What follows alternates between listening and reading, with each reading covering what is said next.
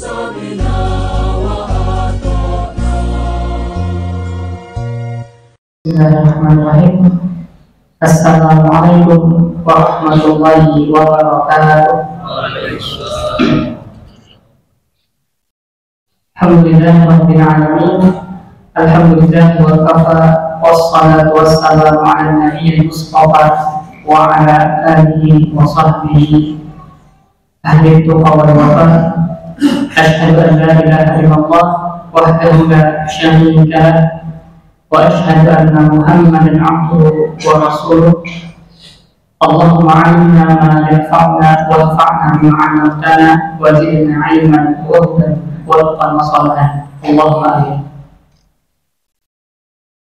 Bapak, Ibu, para jamaah Masjid Al-Muslimun yang dimuliakan Allah, alhamdulillah pada kesempatan malam yang mulia ini kembali Allah Subhanahu wa taala tampakkan sifat rahmatnya kepada kita, yang mana sifat rahmat tersebut terwujud dengan nikmat sehat dan nikmat sempat yang saat ini kita miliki, dan alhamdulillah telah kita pergunakan kedua nikmat tersebut untuk membuktikan bahwasanya diri kita benar-benar seorang hamba Allah.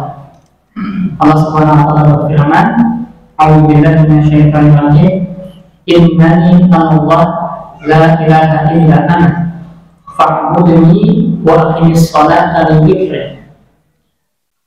Allah Subhanahu wa taala berfirman pada Nabi Musa, "Innani Allah, sesungguhnya aku adalah Allah. La ilaha illa ana, tidak ada Tuhan, tidak ada ilah yang berhak untuk disembah illa ana, kecuali aku." Maka jika engkau, wahai Musa, telah mengatakan bahwasanya aku adalah Allah, fa'budni, maka sembahlah aku. Bagaimana caranya ya Allah? Wa aqimis sholata li dzikri, tegakkanlah sholat untuk menunggu. Maka alhamdulillah kita telah melaksanakan sholat, menegakkan sholat. Maka ini bukti bahwasanya kita adalah hamba Allah. Jadi sholat itu pembeda antara makhluk dan khaliq. Kalau khaliq disembah, kalau makhluk yang menyembah. Kita makhluk, maka kita wajib untuk menyembah dengan cara sholat. Maka kalau orang tidak sholat, berarti Tuhan atau mungkin yang lain kata itu pembeda. Alhamdulillah, mudah-mudahan juga nikmat sehat dan nikmat sempat yang Allah berikan kepada kita ini senantiasa Allah campurkan dengan keimanan, agar kemudian menjadikan kedua nikmat tersebut mengarah pada sesuatu yang baik, mengarah pada sesuatu yang bermanfaat, mengarah pada sesuatu yang berpotensi pahala. Amin ya rabbal alamin. Kemudian salawat serta salam semoga tetap terlimpah kepada Nabi kita, Nabi Muhammad Sallallahu Alaihi Wasallam, kepada keluarganya, para sahabat-sahabatnya, dan seluruh umat yang senantiasa berpegang teguh dengan ajaran. Para jamaah yang dimuliakan Allah, Allah Subhanahu wa taala berfirman, "Wa basyiril ladzina amanu wa 'amilus shalihat anna lahum jannah." Wa basyir, dan berikanlah kabar gembira wahai Muhammad, alladzina, kepada orang-orang yang amanu, beriman, wa 'amilus shalihat, dan beramal saleh, anna lahum, bahwasanya bagi orang yang beriman dan beramal saleh, jannah, akan diberikan surga. Dari firman Allah Subhanahu wa taala ini kita ketahui bersama bahwasanya ada dua syarat untuk mendapatkan surga Allah. Yang pertama beriman, yang kedua beramal saleh. Kedua-dua ini harus ada. Tidak seperti aja beriman aja jalan, tapi ada beramal saleh, fasik namanya. Atau beramal saleh aja tidak beriman, ada lain amal saleh yang amal biasa aja. Karena syarat amal saleh itu harus ada ihsan di dalam. Ihsan itu anta'budallah karena katarahu fa in lam yakun tarahu fa innahu yarah. Ikhlas karena Allah. Misalkan yang ada minuman misalnya ini amanah, kita melihat di jalan ada orang yang kehausan, terbalik si pulang balik. Si pulang membeli karena iman. Ada dua orang, satu membeli karena iman, satunya lagi membeli karena fitrah kemanusiaannya, rasa peduli, kasihannya. Nah, yang membeli dengan iman ini termasuk dengan amal soleh, masuk amal soleh. Kalau yang ini amalan, jangan amal baik aja. Jadi harus ada kedua-duanya, iman dan amal soleh. Nah, insya Allah kalau kita istiqomah dengan dua hal ini, insya Allah surga akan menjadi milik kita. Mudah-mudahan Allah Subhanahu Wa Taala memudahkan kita untuk mendapatkan surga-Nya. Amin. Bapak Ibu yang hati Allah, ulun yakin kita sebenarnya di sini pasti hendak mendapatkan surga-Nya Allah. Bahkan orang yang ke masjid terus pun hendak masuk surga. Ya Allah, ke masjid terus, orang ke masjidnya terus, adanya ada sembahyang. Yang kayak itu aja hendak masuk, apalagi yang berterus ke masjid, nah sembahyang. Kenapa seperti itu? Karena itulah fitrah manusia. Jadi fitrah kita ini mencintai kebaikan, membenci keburukan, baik dengan sengaja maupun tidak sengaja. Siapa yang anak misalkan menyerom bagus di tumbuhan saling badan dari anaknya, siapa yang hendak mengangkat kepala di atas tumbukan burung pipit mati kayak merek, tadi dia ngatur. Yang pada sini hanya jalan apapun, apa juga sengaja, ada sesuai fitrah bagaimana, ada juga. Bapak Ibu yang dirahmati Allah, terkait sengaja dan tidak sengaja ini, ada sebuah hadis dari Nabi yang menggambarkan seseorang yang tidak sengaja masuk neraka.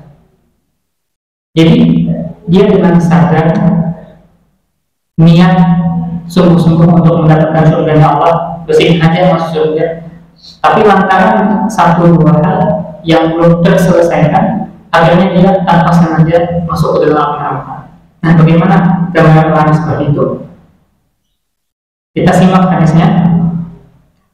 Rasulullah SAW bertanya kepada para sahabat, "Atadruna mal muflis?" Wahai para sahabat, apakah engkau tahu siapa itu muflis, orang yang bangkrut? Kemudian para sahabat menjawab, "Qalu al-muflisu fina man la dirham lahu wa la mata'."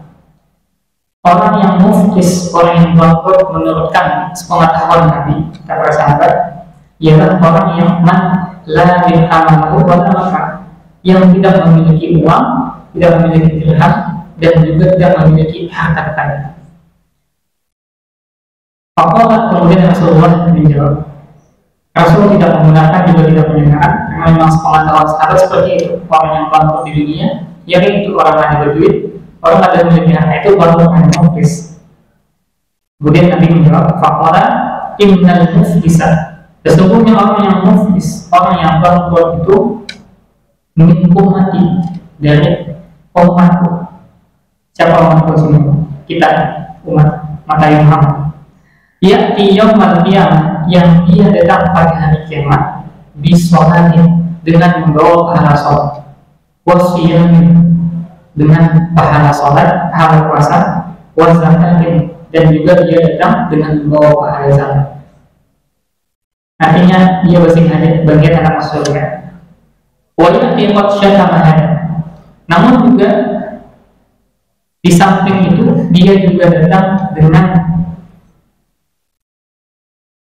syatama, pernah mencaci maki hadap orang ini si fulan, mengolok-olok menghina si fulan, wa qadha hadap memfitnah si fulan, wa akala mala hadap memakan harta si fulan, wa safaka dama hadap menumpahkan darah si fulan, wadaraba menyakiti si pembunuh.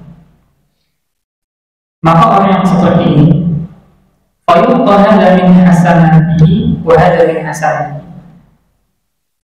Orang yang menzalimi si pembunuh ini, mengolok-olok, menghina, memfitnah, memakan hartanya yang tidak hak, menyakiti hatinya, fisiknya, maka akan diambil pahala kebaikannya. Tadinya membawa pahala sholat, pahala puasa, pahala zakat, itu diambil, diberikan pada orang yang bisa dizalimi, yang orang dizaliminya, difitnahnya, diolok-oloknya dan lain sebagainya.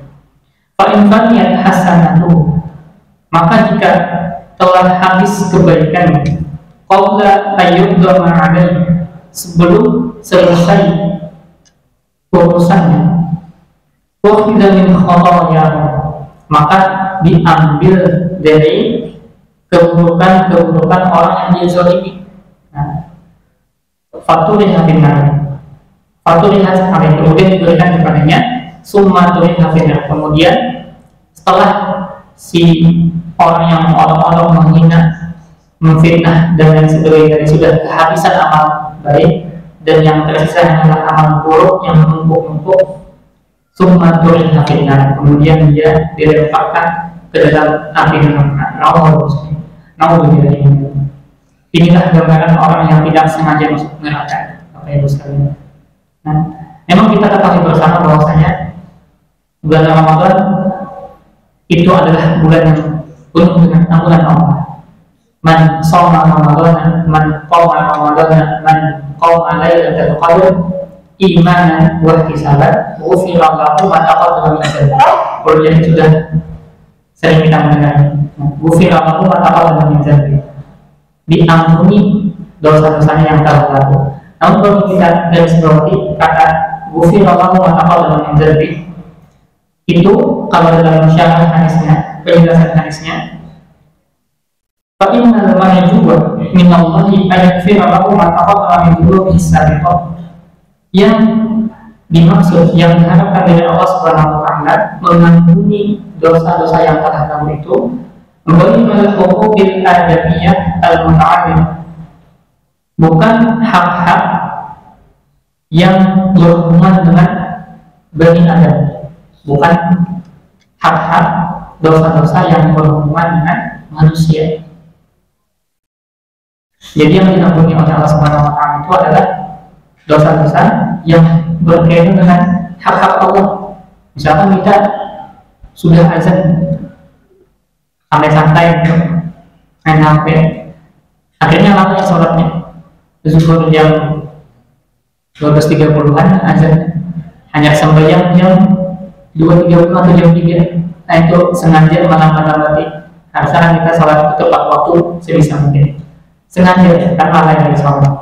Atau mungkin pernah melihat apa yang Allah haramkan, pernah mendengar apa yang Allah haramkan dan lain sebagainya. Itu yang berkaitan dengan hak Allah. Nah itu yang diampuni dalam hadis man shoma Ramadan dan sebagainya. Ghufira lahu ma taqaddama min dhanbihi. Adapun dosa-dosa yang berkaitan dengan hak-hak hamba, hak-hak manusia, baik yang berkaitan dengan bi'amwalihim, dengan harta utang. Nah ini kalau diisi hutang, ini kata Allah, kita minta ampun sama Allah, mudah diampuni dosa hutang, kata Allah harus dibayarkan. Hutang ini sebetulnya ada wajib untuk diingat, yang wajib dibayarkan. Terus wajib ingat ada bayar, harus dibayarkan hutang. Atau dosa yang berkaitan dengan kehormatan orang lain. Kita pernah menghina orang lain, memfitnah orang lain sehingga kehormatannya jadi tercemar. Ini harus diselesaikan. Atau badan